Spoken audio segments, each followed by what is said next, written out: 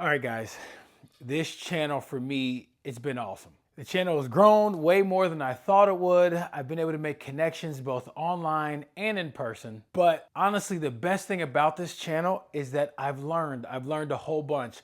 I've learned a lot from you guys in the comments, both here and on Instagram. And I've also learned from the industry. I've learned from new companies. I've discovered new companies. And in today's video, that is what we're going to talk about. 2026 has been awesome for suppressors. I don't know if I'm just paying attention more now because I'm creating videos or whatever it may be, but I've seen a lot more companies produce suppressors. With more options comes more competition. More competition drives innovation. Just like if any of y'all play Madden, y'all know the game has been trashed for like a decade now because there's no competition. EA just is not listening to the community. I'm off topic. So how is all this competition great for us? That means we don't just have to stick with the traditional names that we've seen before, right? We can now go with smaller companies. And that's coming from a guy, you know, I have Hux cans, I have Surefire cans, I got Dead Air, I got all the big name cans, but the greatest thing about 2026 is seeing cans from smaller companies that you've never heard of. I've never heard of. In this video, I'm going to show you a can from a company you may not have heard of, and that is the HAVIC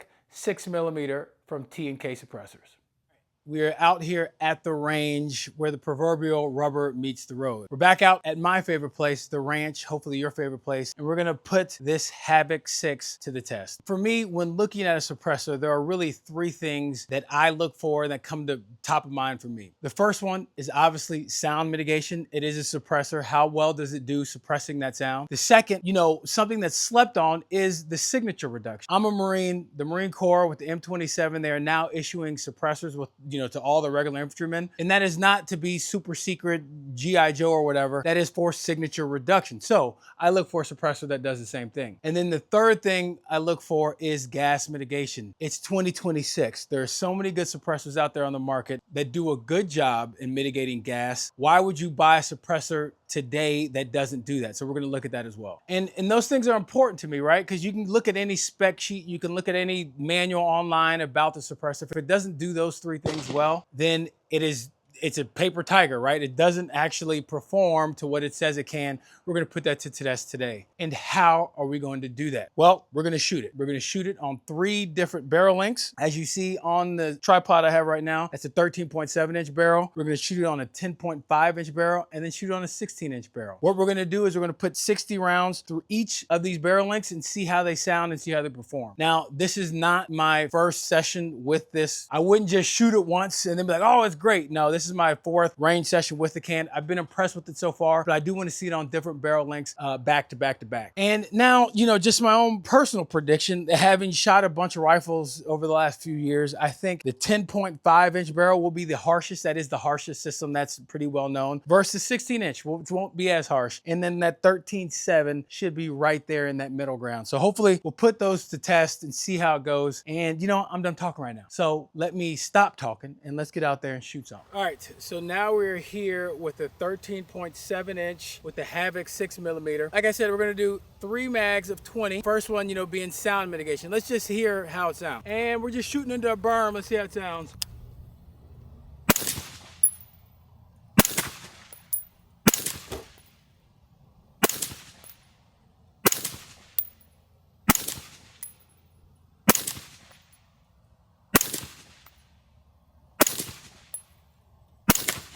All right, there's 10. Let's do some doubles.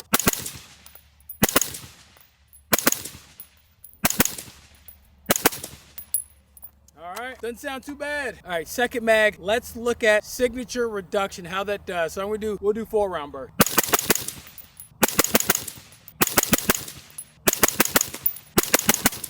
All right, not too bad. It did get a little sparky. I could see the sparks. And you know, this is a titanium can. You have to take that into account. The more you shoot it, the less it'll spark. So, you know, balance that. You take that for what it's worth. And with this last mag, we're gonna do 5-round bursts. We're gonna see how gassy it is, you know? Again, that's a big thing that you need to account for when, you know, selecting a suppressor.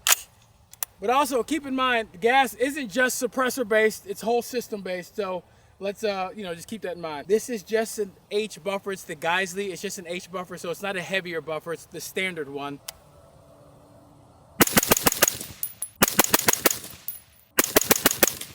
right, so that's 3 bursts. It is a little bit gassier than some of my other cans. We got 1 more to really see it. I felt it near the end of that 3rd round, of that 3rd 5-round burst. Let's see how it ends up. It is not a gassy can by any means, for my estimation. But I do feel the gas near the ends of those strings of fire. So, take that into account. But let's go with the 10.5 next. We are back with barrel length number 2. This is the 10.5 inch barrel. The can is rated down to 10.5 inches, either 10.5 or 10.3. It's on the website. My prediction is this will be the harshest. If it is more gassy, this will be it. But again, you gotta take that buffer weight and all that other good jazz into it. But yeah, let's shoot it on the 10.5. First mag, again, let's listen to the sound. Guys, I had to do a quick little rifle maintenance. I've been shooting this 10.5 a whole bunch suppressed, and that bolt was bone dry. I was like, man, let me oil it up a little bit. A little ditty party. Anyway.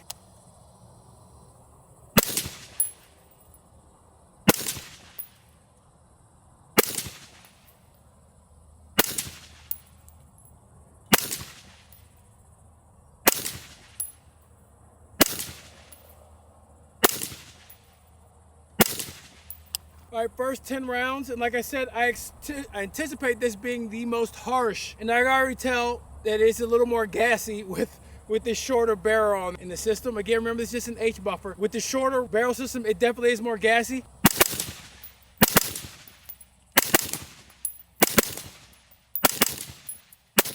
The longer barrel length. I don't attribute that necessarily only to the can. That is the whole system you have to take into account, so remember that. All right, now let's do signature reduction. I'm gonna shoot over the top. I wanna see if I can see any spark.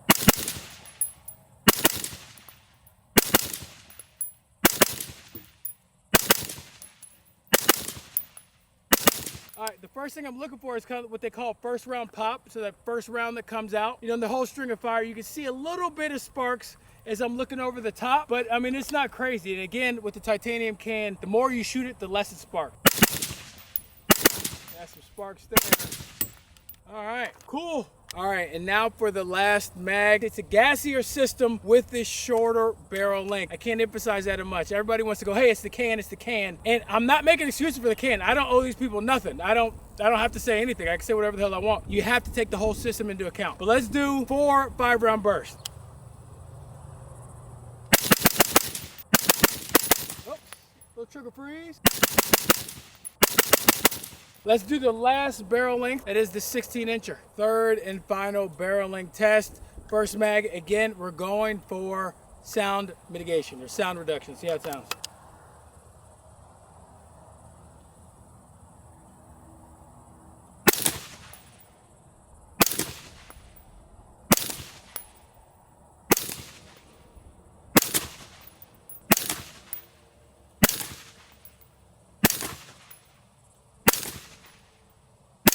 Sounds pretty good, I'm not gonna lie to you. All right, doubles.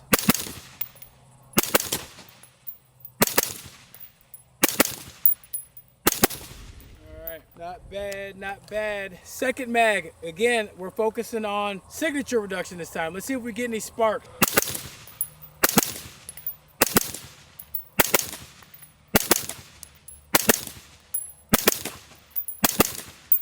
Seeing a few sparks still, but again, I don't think it's crazy. Oops. All right, last mag of the day. 20 more rounds through a 16-inch. 4 groups of 5. I want to see the gas.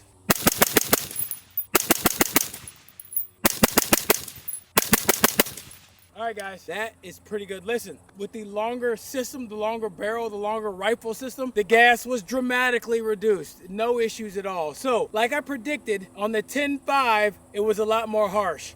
16, pretty much nothing. It was not gassy at all. Now, let's go back in the office and finish this video up. Now that we've seen it in action on the range, let's talk about the specs real quick. This bad boy right here is 3D printed. It's 5.75 inches in length. As this is a titanium can, it is pretty light, weighing in at 9.6 ounces. It is a must, full auto rated, and it has a min barrel length of 10.3 inches. And it comes with the standard Bravo mount hub compatibility. Now, The technology they use is what they call the radial vector diffusion. And essentially what this is designed to do is to control and redirect pressures inside the can to help reduce blowback and give you a more consistent performance out of the entire weapon system. And the can was designed to be used with gas operated guns, both 5.56 up to 6mm, and it wasn't designed the other way around. You know, a lot of suppressors in the past were designed for bolt guns that, you know, had to be adapted to use on a gas gun. Not this guy. This is designed to specifically be used with a gas gun in 5.56 up to 6mm. You know, I said earlier it's full auto rated, and that's really just telling you that, hey, it's designed for hard use. Guys, I live in the Houston area, and there is really nothing more frustrating than sitting out the range at a 100-degree day waiting for stuff to cool down. Now, that doesn't mean that this can doesn't get hot. It means that it's designed to use under heavy, you know, firing schedules and all that good stuff. So if you want to go train hard, you can. You don't have to sit around and wait, you know, shoot a couple rounds through it, then wait. No, you just get out there and get busy, if that makes sense. Looking at the range footage, hopefully you could hear how good this thing sounds. I shot it the first time out at the range with no ears, just to test it. No issue at all, no ringing, no none of that stuff. Now, you saw me shooting with ears in the range footage. It's just a safety thing. I default to putting ears on. I already knew that this thing sounded great because this is like my 4th range session with it. But yeah, it sounds great, and it's on par with some of my other really good sounding 5.56 cans. In my opinion, this is a great can, but just like with everything in the world, nothing is perfect, and neither is this, just like I'm not perfect. Even though I tell my wife I'm perfect, she still don't believe me, but it's all good. So I would just be dishonest if I didn't bring up some of the things that I think can be improved with the can. Now, luckily, in this case, it's not that much at all, but the first thing that I think you will notice with this can, and specifically because it's a titanium can, is it is a little sparky. And what I mean by that is you can see it's sparking out the front of the can. With titanium cans, that's kind of what you get. That's what happens with the system. The way to mitigate that is you have to shoot it more. The more you shoot it, the more carbon builds up in the system, the less that happens. But I did notice that this can is a little bit more sparky, and it definitely was noticeable at night. So I'll roll a little B-roll of me shooting at night so you can see exactly what I'm talking about. There we go. Nice.